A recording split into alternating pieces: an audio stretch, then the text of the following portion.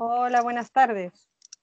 Aquí estamos una vez más en la sala divergente de José Díaz y este es el número 37. En esta ocasión vamos a escuchar a Jorge, que nos explicará algo muy interesante. ¿Qué será que, José? Preséntalo, por favor. Hola, buenas tardes. Pues sí, Paula, aquí tenemos a nuestro amigo Jorge Daniel Vivas eh, y nos va a hablar de un tema histórico que se aparta un poquito de estos temas que hemos grabado antes en la sala divergente. Pero bueno, son temas interesantes también, son temas, como he dicho, históricos, pero que abarca también cosas de astronomía, ¿no? De una época de la historia apasionante como fue la etapa esta del descubrimiento de América y el descubrimiento así mismo de un nuevo mundo, ¿no? A través de estos navegantes, de estas aventuras tan largas en el tiempo, en unos barcos que, bueno, no eran demasiado seguros. Buenas tardes, Jorge, ¿qué tal? Hola, muy buenas tardes para ustedes, aquí en punto de la mañana. Saludos desde Nevada. Son las 9, pues aquí son las 5 de la tarde. Bien.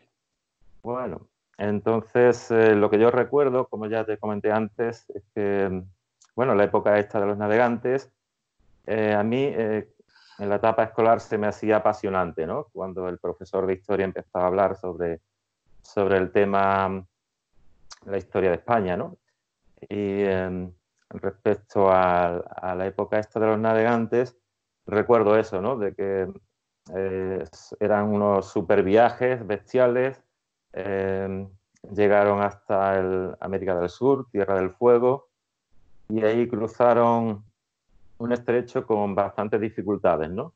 Ahí al sur de Argentina, Chile, y querían llegar hasta las Islas Molucas, buscando tal vez especias. ¿No fue así? Sí, José. Es lo que recuerdo. Ahora ya tú... Con gusto. Ya Sí, tú. sí, sí. Alrededor del año 1519, Fernando de Magallanes, un portugués que había nacido en el norte de Portugal, él tenía interés en poder llegar, como bien comentabas, a las Islas Molucas, que básicamente son parte del archipiélago de Indonesia, con el fin de buscar especias, porque esas islas eran conocidas también como las Islas de las Especias. El clavo de olor, entre otras cosas, eran productos muy buscados y no se encontraban en Europa, o sea que debían ir hasta allá. Pero él buscó apoyo en el rey de Portugal y no lo encontró, ya que por un lamentable suceso anterior en Marruecos, en un combate donde estuvo Fernando de Magallanes peleando para Portugal, se lo acusó de haber comerciado con el enemigo y por lo tanto, por así decirlo, su imagen, su legajo estaba manchado para el rey de Portugal. Entonces, Fernando de Magallanes buscó apoyo en España, en el rey Carlos I, porque entre otras cosas, Fernando de Magallanes estaba casado con una mujer sevillana, así que tenía también, digamos, cierto derecho a buscar el apoyo del rey de España. Cuando eso ocurrió, el rey sí estuvo dispuesto a colaborar con él y poder buscar un recorrido diferente, porque el recorrido habitual lo llevaba por África, pero esas eran aguas que correspondían a Portugal en ese periodo de tiempo, por un tratado llamado Tratado de Tordesillas, que le daba derecho a Portugal a controlar esas aguas. O sea que la idea era buscar otro rumbo, otro recorrido, otro trayecto para llegar a las Molucas, Y él, basado en cartas que había recibido de otros navegantes, pensaba que yendo hacia el sur, específicamente al lado de Sudamérica, él podría encontrar ese recorrido, que era más extenso, y era un recorrido nuevo, peligroso, muy largo en esas embarcaciones antiguas. O sea, perdona, ¿había Sí, antes previamente un acceso por África, dices?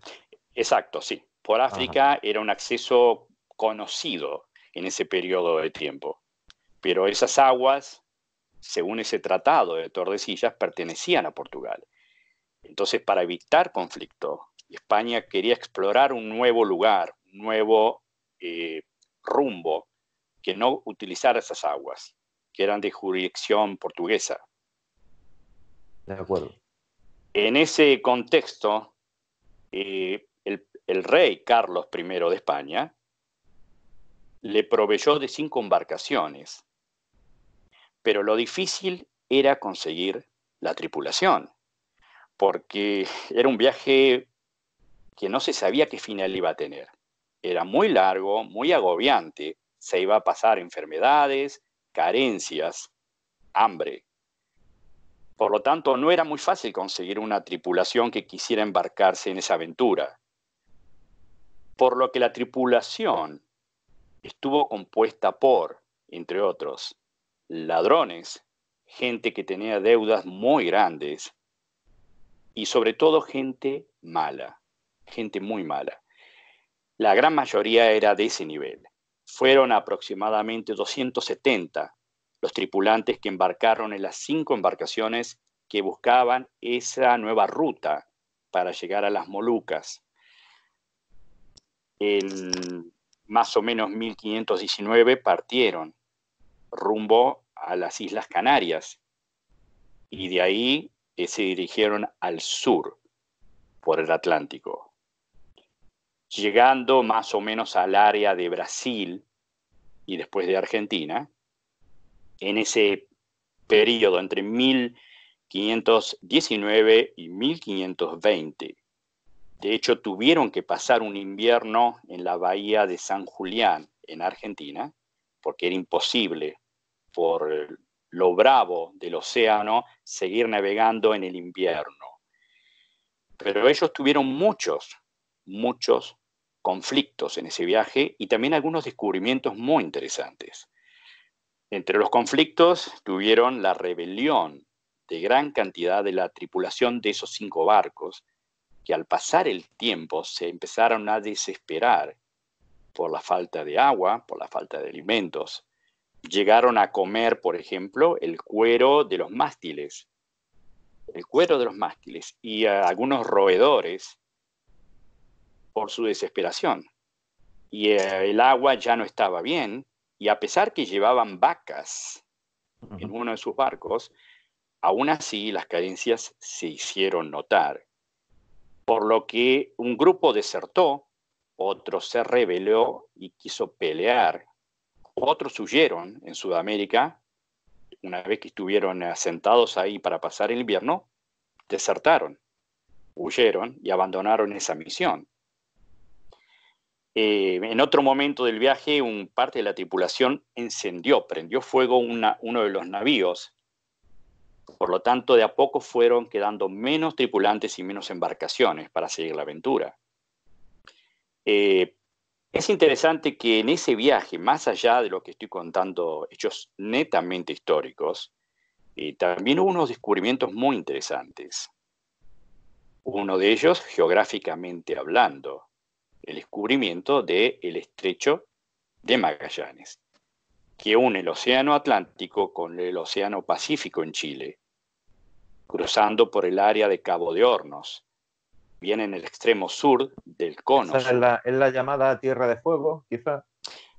Tierra del Fuego es No. una provincia de Argentina que fue llamada así justamente porque les llamó la atención al navegar cerca de esa, digamos, inmensa isla, ver que constantemente había mucho fuego en las playas, porque es una zona de mucho viento y frío, y los habitantes encendían fogatas muy grandes, que también servía como faro para las embarcaciones que pasaban por ahí, y ellos se sorprendieron por el mucho fuego que veían constantemente en las orillas.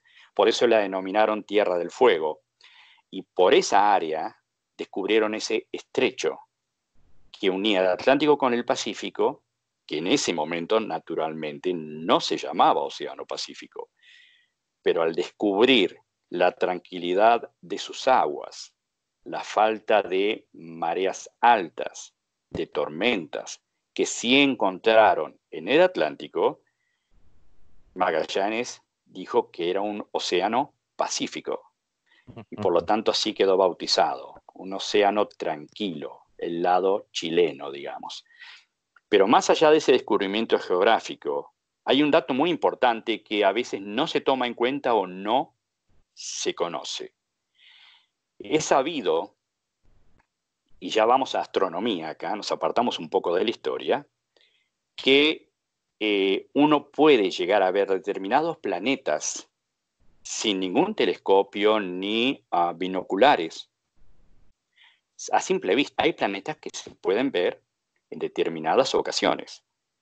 Por ejemplo, Mercurio, en el amanecer o en el atardecer, donde va a salir el sol o donde se va a poner el sol, se suele ver un pequeño objeto luminoso, no muy brilloso. Eso varía, por ejemplo, si vives en Argentina o si vives en España, ¿no? Por ejemplo.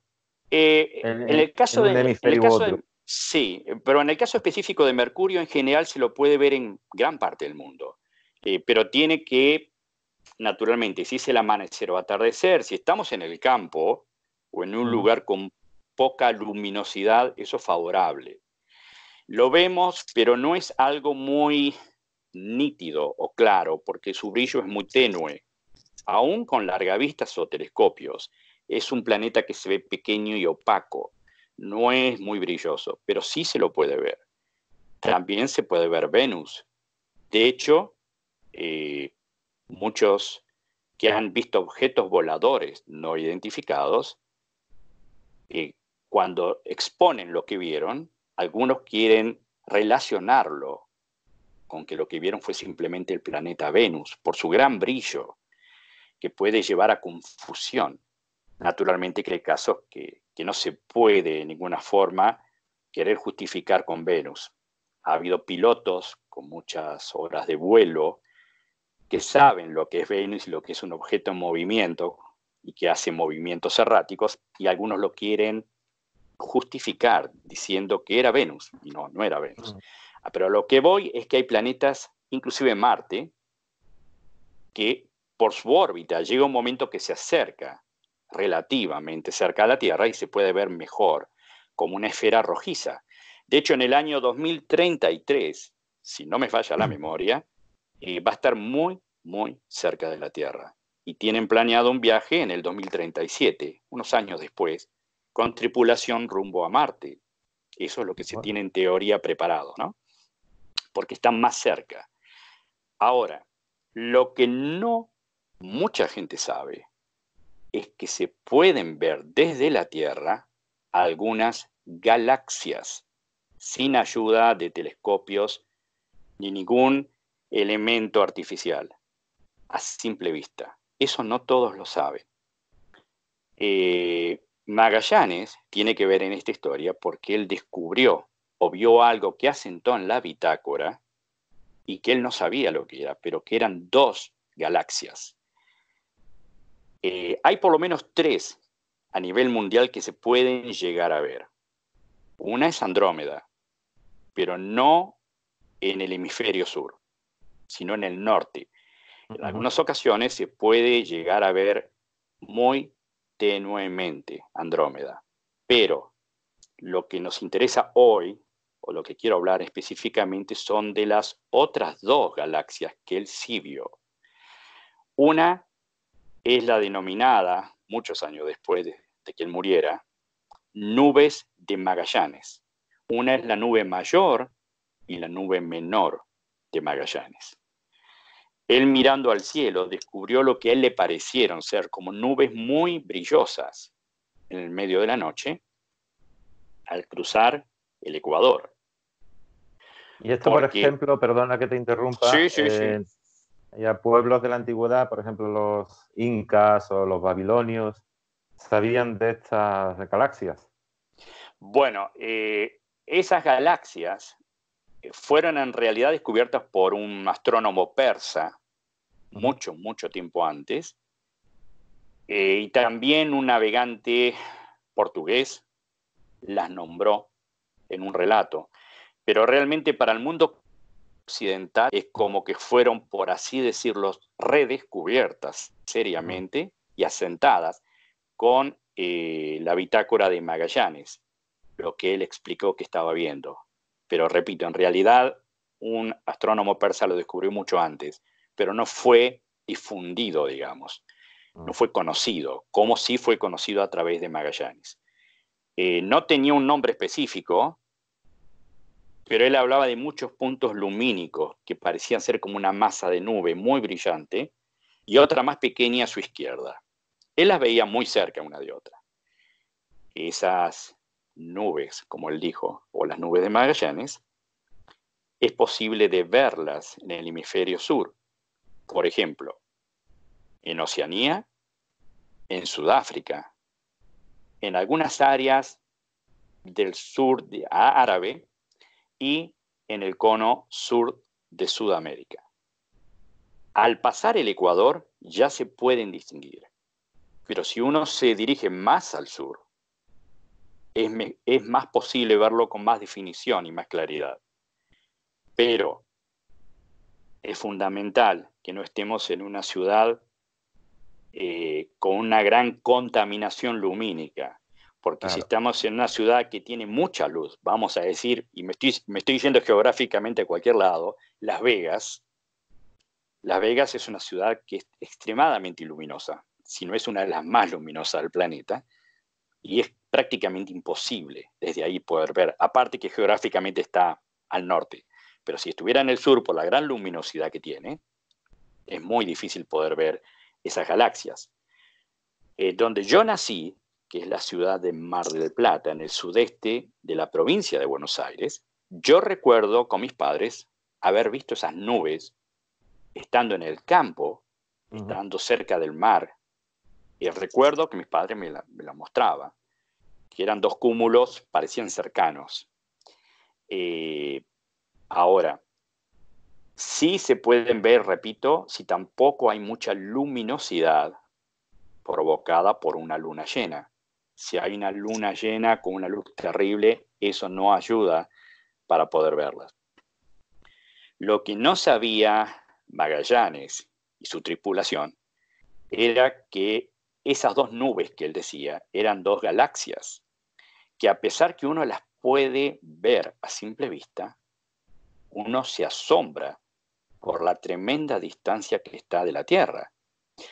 La galaxia mayor o nube mayor de Magallanes, escuchen bien, está a 160.000 años luz de la Tierra. Es la que está más cerca, 160.000 años luz. La nube menor de Magallanes está a 200.000 años luz de la Tierra. Y su luz viene, por así decirlo, desde hace muchos años, pero tarda en llegar a la vista de la Tierra. Es como el sonido. No es algo instantáneo, no es que encendemos una luz y la vemos. Por la gran distancia que hay, tarda en llegar a la Tierra esa luz. O sea que lo que estamos viendo es una luz, por así decir, vieja, antigua. Aunque bastante antigua. A tal punto que se la considera que partió de ese lugar tan lejano, cuando tal vez era la época de la era cuaternaria, la época de los cavernarios, cuando estaba el hombre. Perdona, una persona que quiera verla ahora no la ve con los matices del color, ¿no? Solo ve blanco, o ¿cómo la apreciaría cromáticamente? Se ve, claro, en un fondo bien oscuro se ve un cúmulo de luces pequeñitas como estrellitas amontonadas, blancas. la nube mayor se la ve más amplia y la otra es más pequeñita a la izquierda. Parecen estar cerca, pero en realidad no están cerca. La distancia que divide ambas nubes o ambas galaxias, vuelvo a repetir que escuchen la cifra porque yo me asombro, son 75.000 años luz entre una y otra, pero desde la Tierra parecen estar cerca y no lo están. Y cada una de esas galaxias se las considera galaxias enanas. O sea, que están catalogadas como pequeñas. ¿Por qué enanas? Porque se supone, se cree, y por las investigaciones que se han hecho, que las galaxias enanas son las que tienen menos, y vuelvo a repetir lo mismo, que presten atención a la cifra, menos de 1.000 millones de estrellas. 1.000 millones de estrellas componen lo que se considera una galaxia enana o pequeña, como estas.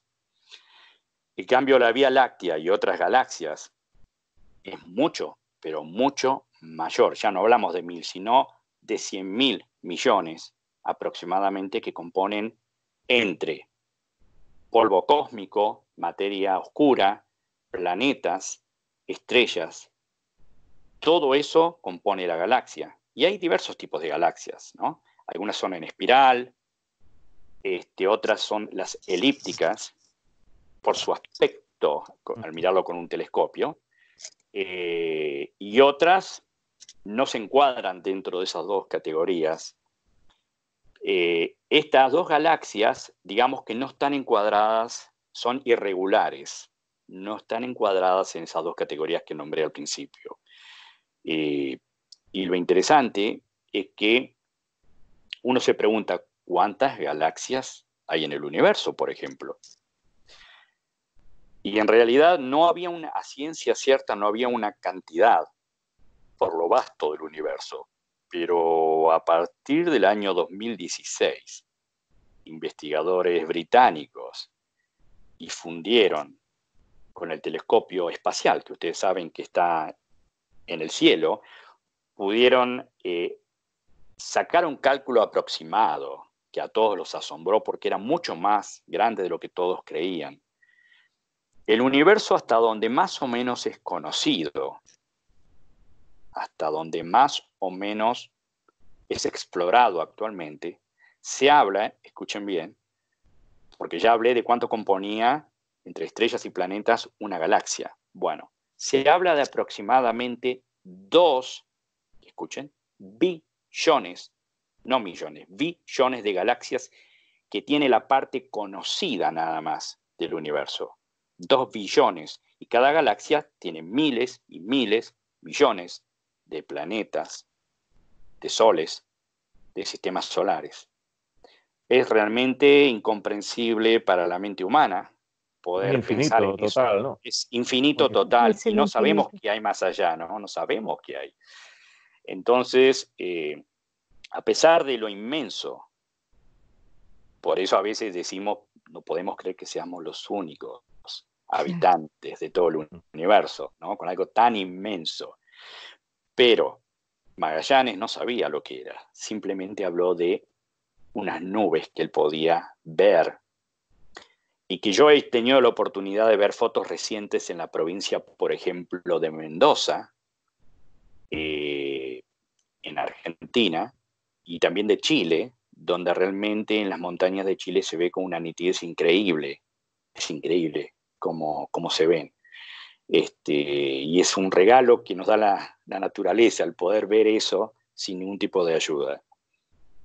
Más allá de esa exploración y esos descubrimientos que hizo Magallanes, y vuelvo a la parte histórica, después de las nubes de Magallanes y después del estrecho, que en realidad el estrecho de Magallanes tampoco lo descubrió él personalmente, sino que le envió 2 embarcaciones para que hicieran un viaje adelantado, ¿no? Llegaran antes y pudieran ver si había un paso. Se hablaba de un posible paso entre ambos océanos. Ambas embarcaciones partieron. Quedaban 4 de las 5 originales. Otra había sido incendiada. Fueron 2, pero en realidad no fueron 2, porque una de ellas, en rebelión, apenas se alejó, puso proa a España y abandonó la búsqueda, se volvió a España. Quedó una sola que sí cumplió la misión, descubrió el paso, se lo informó a Magallanes, que él llegó y se emocionó, según dicen hasta las lágrimas, a ver ese paso que unía ambos océanos. Y después, naturalmente, el viaje siguió rumbo a las Molucas, que como dije es parte del archipiélago de Indonesia. Ahí fue donde murió, ¿no? No, no, no, él murió antes. Él muy antes. murió en el área de lo que ahora que es Filipinas, una isla. Ah, sí, claro. Está Indonesia y después Filipinas, tienes razón. Exacto, Sí. Iban por Filipinas, en ese momento con 2 embarcaciones, cuando llegaron a una isla donde los recibieron muy bien.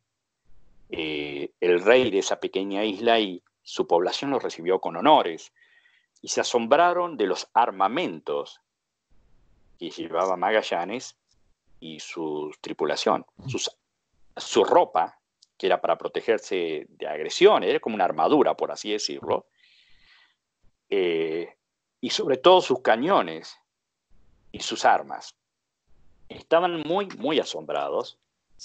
Entonces requirieron la ayuda de Magallanes, porque ellos tenían unos enemigos que los acechaban en otra isla cercana, una tribu violenta. Pero confiando en los armamentos de Magallanes, le dijeron que podían, digamos, ir a darles... buena opción, ¿no? Claro, era como que iban a decirle, no molesten a ellos, es como que le iban para decir, no los molesten más a mis amigos de estas islas. Inocentemente Magallanes descendió en una embarcación porque había muchas rocas, era imposible llegar con los navíos hasta la costa. Debían hacerlo en pequeñas embarcaciones, en pequeños botes. Fueron apenas 49 los que bajaron, muy pocos. Dejó el resto de la tripulación en las embarcaciones y solo 49. Pero las embarcaciones tampoco podían llegar hasta la orilla en sí.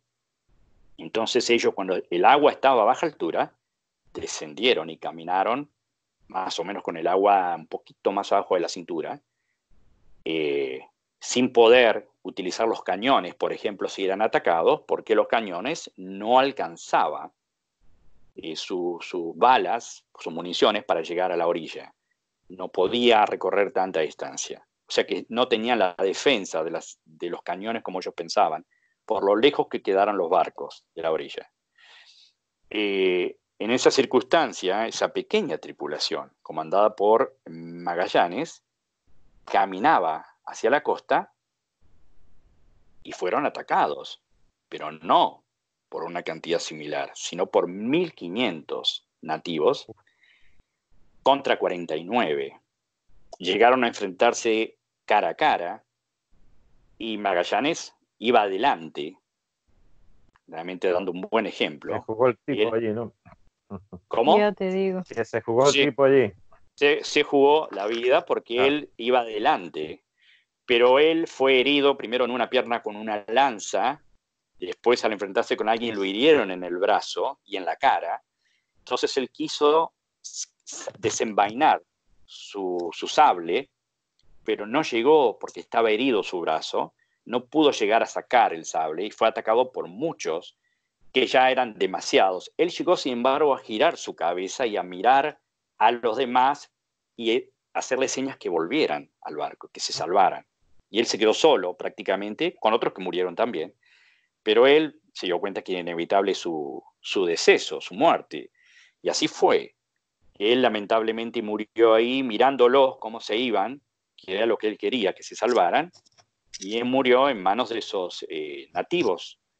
Y entonces el ida hasta las Molucas se quedó sin su comandante, digamos, el que dirigía la misión. Y el que tomó el mando fue Sebastián Elcano, que originalmente venía en otra de las 5 embarcaciones, pero que él tomó el mando general. En ese momento, por poca gente que quedaba, de los 270 originales, llegaron a las Molucas, cargaron todo el barco de especias. Lograron hacer algo histórico con el Elcano, que era dar la vuelta al mundo, que era lo que muchos creyeron que en verdad quería hacer, y hay una especie de leyenda urbana sobre eso, un mito, que Magallanes quería dar la vuelta al mundo, pero en realidad no era tan así. Sí lo quiso hacer y lo logró el Elcano, llegando en el 1522, 3 años después que partieron de España, regresaron. Solo una de las 5 embarcaciones. La cantidad de tripulantes que venía esa embarcación, hay muchos comentarios distintos, pero básicamente la mayoría concuerdan que eran entre 16 y 18 personas de los 270. Muy poquitos. Cuando él llegó, cumplió su misión, por así decirlo, y él requirió del rey cierta colaboración. Quería tener una especie de orden o ser nombrado como un caballero, tener un título por lo que había logrado. Porque originalmente Magallanes tenía la seguridad que si descubría islas, él podía ser el gobernador y quedarse con una de ellas. Era uno de los tratos que tenía con el rey. Pero en este caso él quería algo parecido, quería un beneficio. Sin embargo, el rey simplemente, que no está mal, le ofreció una pensión vitalicia por el resto de su vida, por lo que había logrado. De hecho, él hizo algo que no sé si todos saben, pero que fue muy nombrado en esa época, que era el hecho de haberse animado en una carta a tutear al rey, cosa que era impensable. Impensado. Pero este hombre tuteó al rey, ¿no? Cosa que quedó ahí marcado como un hecho llamativo, insólito. Y con el tiempo volvió otra vez a las Molucas en otro viaje más, sin tantas penurias y por otro recorrido. Y fue un comercio que se extendió mucho, ¿no? El de España hacia las Molucas en esa época, sí. Perdona que te interrumpa. Hay un episodio que es el Cabo de Hornos en Sudáfrica. Perdón, el Cabo de Hornos está en el sur de Argentina. El Cabo de las Tormentas, puede ser. El Cabo de las Tormentas. ¿Eso fue protagonizado también por Elcano o era otro navegante? Por lo que tengo entendido fue con Elcano, con parte de la tripulación que iba con Elcano, sí. Por lo que tengo entendido no estaba involucrado Magallanes, porque en ese momento iban 2 embarcaciones. Y todavía, de hecho, que no aclaré, la segunda embarcación queda averiada después del área de las Molucas y ya no pueden continuar con ella. No es que lo hicieron con mala intención, sino que quedó averiada por el viaje y solo volvió una. Pero sí tuvieron muchas, en general, penurias.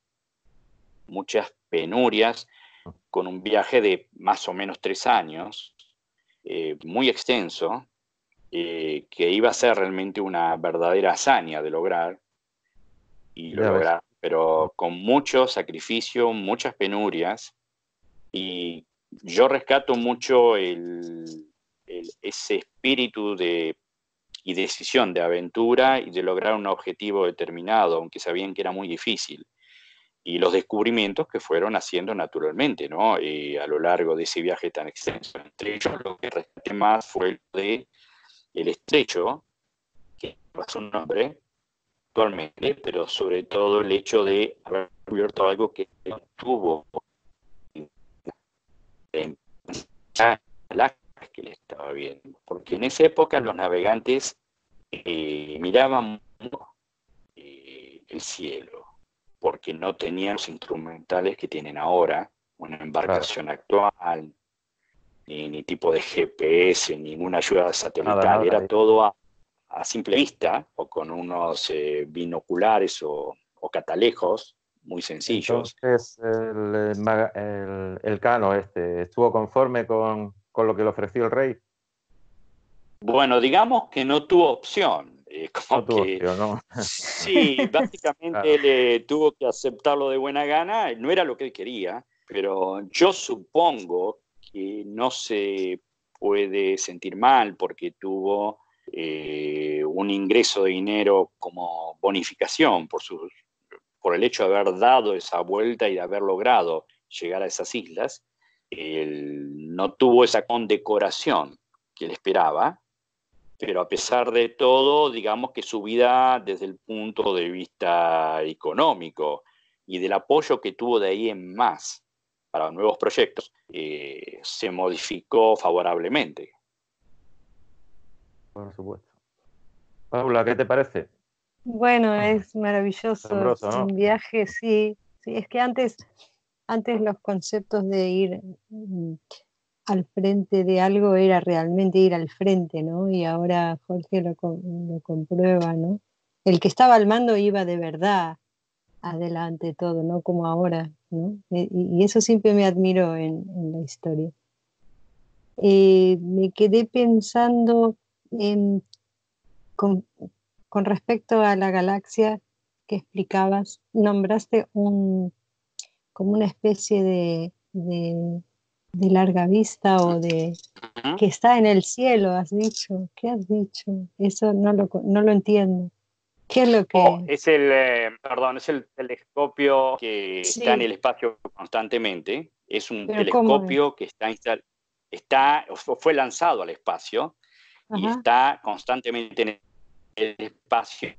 Entonces tiene la posibilidad de acercar más las distancias grandes, porque ya no es solo un telescopio que está en algún lugar alto de la Tierra, sino que está en el espacio. Y eso ayuda a esas galaxias lejanas que antes eran totalmente imposibles de vislumbrar desde acá, desde la Tierra. Ese telescopio ha dado muchas certezas, ha ayudado muchísimo a las investigaciones. Y ahora quiero detalle, perdón, Paula, importante que se me pase. Ustedes supongo que han escuchado que hay teorías de una Tierra plana, Sí. los famosos terraplenistas, en la actualidad inclusive, gente que defiende la teoría, yo respeto, aunque no la comparto, que la Tierra es plana. Era algo antiguo, Sí, hay grabado aún de la hoy, con época. los conocimientos que hay, se sigue, exacto, y se sigue sosteniendo esa teoría, algunas personas lo hacen, Sí. pero Magallanes dice que no es menor para mí. Él dijo algo que yo no sé. Él dijo que la iglesia en esa época, estamos hablando del 1500, sostenía la teoría, la postura, que la Tierra era plana. Yo ese dato no lo tenía. La iglesia sostenía eso, que la Tierra era plana. No Entonces, sabía. él dijo algo interesante. Él dijo, está embarcado, yo he visto la sombra de la Tierra reflejada en la Luna. Y he visto que la Tierra es redonda. Y dijo, que me pareció muy simpático, y lo remarqué cuando lo encontré, dijo, yo tengo más fe en la sombra que yo he visto sobre la superficie de la Luna, que demuestra la redondez de la Tierra, que la fe que tengo en la iglesia. Ahí queda la Eso frase. dijo él en esa época, estoy hablando de 1500. Sí. Es interesante. Además, yo conozco, no soy amigo, pero conozco un señor americano que pertenece a un grupo que hace cohetería a nivel Como hobby, ¿no? como hobby, exacto. No es de la NASA ni Cabo Cañaveral, sino que son gente que practica ese hobby de la cohetería. Que alguna vez yo estuve seducido con eso de muy joven. Entonces, este americano, que yo las veces que lo he visto les aseguro, tiene una especie de, como un garage muy grande, con cohetes que son, pero mucho más altos que yo. Yo no soy muy alto, pero es mucho más alto que yo. O sea que para que se den cuenta que no son pequeños cohetes que lanza un jovencito, sino que son cohetes de grandes proporciones. Y constantemente tiene en su mesa de trabajo cohetes que está preparando, porque los hace él todo. Entonces, él pertenece a una asociación internacional que tiene sede en Inglaterra. Bueno, en una ocasión él me mostró una foto, yo creo que se lo dije a Paula, me mostró una foto porque yo le pregunté si tenía fotos sacadas de los cohetes. Y él me dijo, y me mostró una que se ve, bueno, algo un poco nubes y un poco la superficie, y él me dijo, hemos llegado en una ocasión a ver parte de la curvatura de la Tierra. Dijo él, son cohetes grandes realmente. Entonces yo con todos esos testimonios, incluyo al de Magallanes, incluyo de los astronautas, incluyo de mucha gente, aficionada y gente profesional. Si bien respeto, me cuesta realmente tomar con mucha seriedad la otra teoría, basado en todos esos testimonios que hay a lo largo de la vida, ¿no? Pero, insisto, yo siempre pienso que uno debe ser respetuoso y tolerante de las ideas de los demás, más allá de que uno no las comparta o sí. Yo creo mucho en, insisto, en eso, en la tolerancia y en el respeto a todas las ideas. Recuerdo, ahora de memoria, y Paula lo sabe, porque somos del mismo país, que Sarmiento, un prócer de nuestro país, dijo en una ocasión, bárbaros, las ideas no se matan. Es así. No podemos avasallar las ideas de los demás, simplemente respetar, compartir lo que uno cree, y de alguna forma enriquecernos con el conocimiento de todos y las ideas de los demás. Por supuesto que sí. Bueno, pues muchas gracias. Jorge, ha sido realmente didáctico, apasionante, revivir un poco la vida de esta gente, ¿no? Cuando iba buscando las especias y todo lo que encontraba en su camino. Aparte de la desgracia, esos momentos hermosos, ¿no? Mirando al cielo. Así sí, es así. Yo considero que son, para mí, como hazañas que hicieron los pioneros de esa época, que abrían nuevos caminos, en este caso por el mar, por el océano, como otros han sido exploradores en los bosques, en las montañas, que también me atrae todo ese tipo de temática. Es interesante todo lo que hicieron prácticamente sin ayuda externa, sin apoyo, más que el interés de descubrir, de aprender. Y nombrándolos, los traemos, los mantenemos vivos. Sí, yo considero que no debemos olvidar. Claro, sí. Exacto. No, bueno, hay que muchas gracias. Valorar, viste, todos esos descubrimientos. Yo considero que sí. Bueno, pues en otra ocasión a ver si hay otro episodio histórico que podamos tratar, ¿eh? Me gustaría. Va a ser un gusto, José, poder seguir hablando de otros temas, sí, sí. Es una alegría para mí. Bueno, gracias. Pues lo dicho, hasta pronto, amigos. Un abrazo. Hasta pronto. Adiós. Muchísimas gracias. Que tengan una hermosa tarde por allá. Aquí todavía tengo todo el día por delante. Y quiero aclararles, ayer fue un día que cayó agua-nieve, parecía pleno invierno, y estamos en primavera. Hoy hay sol. Hoy es un ahí día en Nevada y cambia mucho, ¿no? De un día a otro. Está tardando en llegar la ansiada primavera, pero yo soy muy optimista de que es cuestión de días nada más y se va a instalar de un modo definitivo. Venga, bueno, Paula. Pues, gracias, José. Gracias, Jorge. Adiós. Adiós. Adiós. Un gusto.